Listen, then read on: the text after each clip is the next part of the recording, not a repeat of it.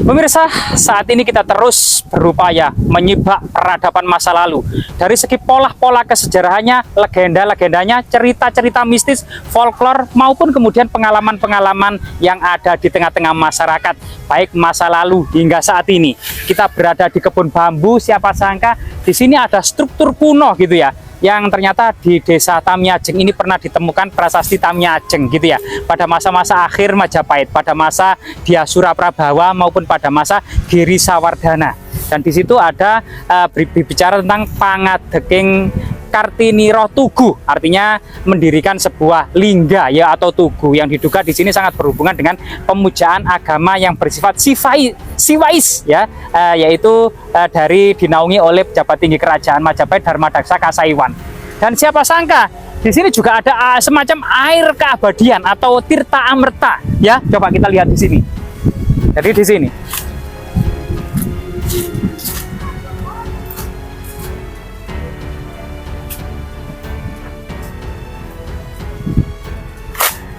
Jadi di lokasi ini ada sumber mata air yang sangat besar yang sebagian disalurkan masyarakat ke desa-desa, ke dusun-dusun, ke rumah-rumah ya. Siapa sangka di sini ada semacam batu ya, yang dahulunya diduga ini adalah bagian dari batu kuno ya. Nah ini batu kuno ini. Kemungkinan berbentuk apa namanya seperti kemuncak atau kemudian makara, kita kurang tahu. Jadi cerita tentang Tirta Amerta yang sangat berhubungan dengan Samudra Mantana yang sudah familiar kita dengar. Tuh, ini batu-batu candi. Nah, kemudian salah satu kazana kuno yang kurang diungkap adalah tentang cerita Bima Ruci atau Bima Suci ya.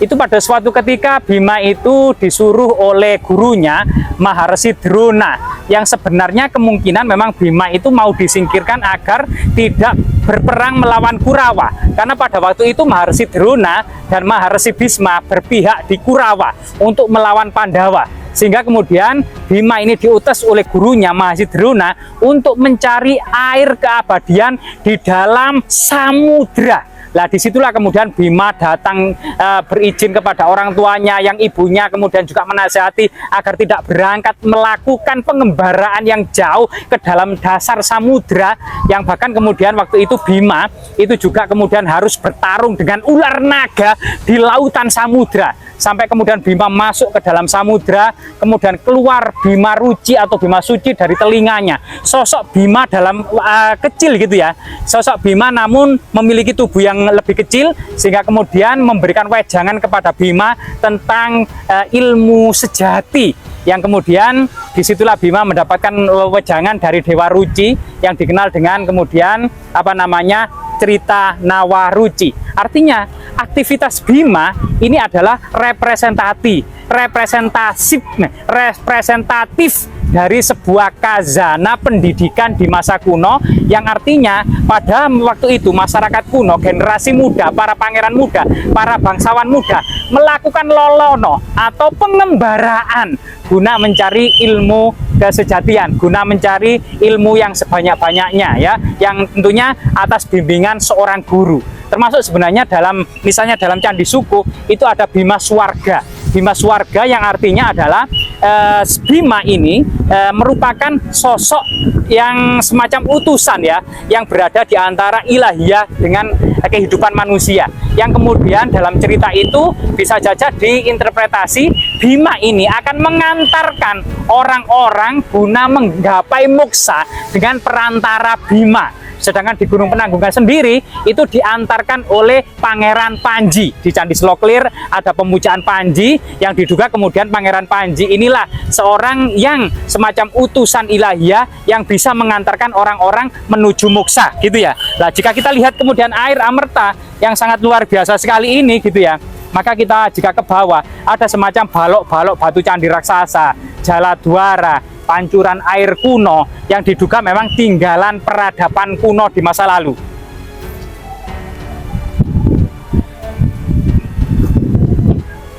Bro, permisi, lihat niki, namanya sumber mata air apa ini? Beji namanya ya. Jadi nama Beji merupakan nama kuno dari sumber mata air ya. Kemungkinan ini sumber mata air abadi gitu ya. Coba kita lihat.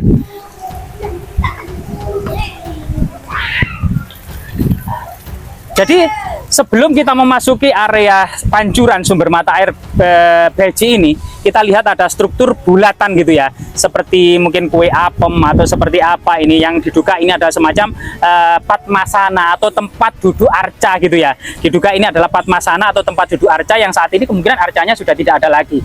Di sini juga ada balok-balok batu candi dengan lubang-lubang misterius gitu ya, yang kemungkinan semacam kayak batu persajian gitu ya. Di sini juga ada teman-teman. Nah, ini yang sebagian tersemen ini. Nah, di sini juga ada semacam lubang-lubang tertentu yang mirip dengan batu dakon gitu ya. Yang diduga batu dakon ini memiliki fungsi magis sakral sebagai kemudian tempat persajian. Jadi banyak sekali hal-hal ya, termasuk di sini teman-teman.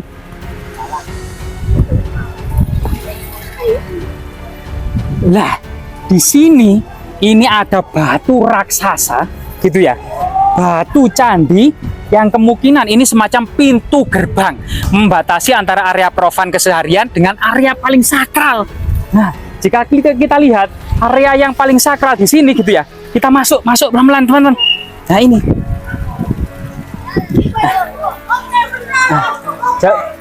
Iya. Kita lihat di sini. Oh, ternyata handuknya jatuh kena angin ya. Kita kembalikan ya. Nah ini. Lah, di sini ada semacam jala duara atau pancuran air. Lah, ternyata di dalamnya itu ada gelangnya. Lah ini. Gelangnya siapa itu ya? Nah ini. Ternyata loh, ada telurnya juga. Bisa dalamnya kelihatan telur cecak. Nah ini adalah jala duara atau pancuran air yang ditengkurapkan gitu ya, yang diduga memang sangat berhubungan dengan pancuran air suci ini. Masyarakat mengenal sebagai sumber Beji. Nama Beji ini merupakan nama yang dipercaya kemudian merupakan nama sumber mata air kuno ini ya. Coba kita lihat atau dekati gitu ya. Dan ini ada balok-balok batu candi. Nah, ini banyak sekali balok-balok batu candi. Termasuklah ini adalah jala duara lagi nih. Nah, ini panjang lagi. Nah, lubang-lubang banyak sekali nih jala duara atau pancuran air atau talang air pada masa kuno gitu ya. Nah ini, dan di sini yang paling sakral dan masih magis dan digunakan sebagai situs religi. Mungkin teman-teman kamera lebih mendekat biar suara saya itu tidak terganggu. Nah ini ya, ini ada balok-balok batu candi yang banyak jala duara atau pancuran air, dan ini perdupaan masih digunakan masyarakat sebagai situs perdupaan, dan ada batu-batu alam lainnya gitu ya. Dan ini coba kita coba kita raup. Nah, iya. Atau kita minum ya. Nah, lo ini bisa diminum tak? Bisa. Orang-orang minum juga di sini langsung. Iya. Lo. Nah, berarti ini menurut cerita tutur yang berkembang di masyarakat, kalau minum di sini bisa menghilangkan penyakit gitu ya. Kalau usahanya pengen lancar, dikasih air ini gitu ya agar sehat. Kemudian kalau sering mandi di sini dijamin awet muda 10 tahun. Nah, ini.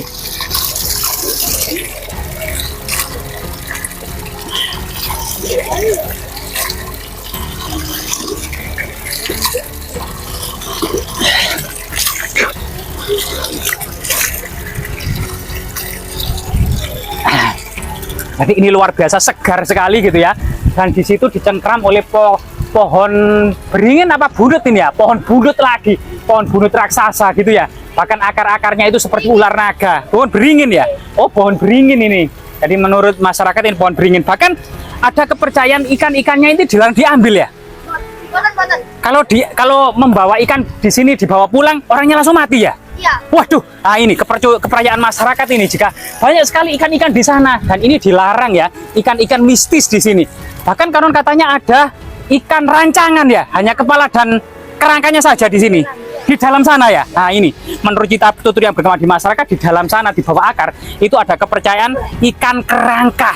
Cuma kerangka dan kepala saja bisa hidup dan penghuni dari situs ini atau sumber Beji ini ya. Nah ini artinya memang banyak sekali folklore atau legenda-legenda yang ada di masyarakat, yang tentunya legenda-legenda itu membalut jalinan dari sebuah kisah sederhana dari masyarakat kecil, dari sebuah sejarah di masa lalu ya, sejarah yang gemilang-gemilang, tentunya sejarah pada masyarakat kuno gitu ya, yang memang ini terletak di kaki Gunung Penanggungan, area Burloka, area kaki Gunung Penanggungan, yang diduga di sini ada semacam pejalan suci menuju puncak Gunung Penanggungan yang harus mandi suci terlebih dahulu di area ini sebelum kemudian menaiki Gunung Penanggungan ya. Jadi sangat luar biasa sekali. Nah, mungkin teman-teman kamera nanti bisa mandi gitu ya, atau kita cemplungkan di sini gitu ya. Mau mandi tak? Sudah mandi tadi? Sudah. Oh sudah ya. Jadi kita kehilangan momen. Tadi banyak sekali anak-anak yang mandi di sini, namun saat ini sudah mentas. Nah, bahasa Indonesia mentas itu apa ya? Nah, mentas itu sudah naik ke permukaan. Sudah naik ke permukaan. Ya itu. Jadi di sini adalah generasi-generasi penerus dari desa Tamiajeng. Nama Tamiajeng sendiri itu artinya itu sudah bagus atau sudah cantik ya. Nah, ini sudah cantik atau sudah bagus. Dan di sini ada petirtaan yang sangat luar biasa sekali. Semoga kemudian petirtaan ini terus memberikan kemaslahatan bagi masyarakat ya. Ada paralon-paralon, artinya sumber mata air ini disalurkan ke rumah-rumah, ke desa-desa sebagai kebutuhan sehari-hari. Termasuk kemudian kebutuhan untuk bersuci, berwudu sebelum kemudian ke masjid atau beribadah atau bersembahyang. Yang arti semoga situs sejarah ini semakin ada kesadaran masyarakat dibangun gapura dan pagar seperti arsitektur era kerajaan Majapahit, gapura wringin lawang atau berbentuk bentar dengan arsitektur batu bata merah sebagaimana kemudian era kerajaan Majapahit. Dan tepat di tengah-tengah gapura itu kita akan bisa melihat keindahan Gunung Penanggungan yang sangat-sangat indah dan menawan. Semoga bermanfaat. Mandi gak apa-apa ya? Ya, ayo mandi. Oh, ini mandi khusus laki-laki.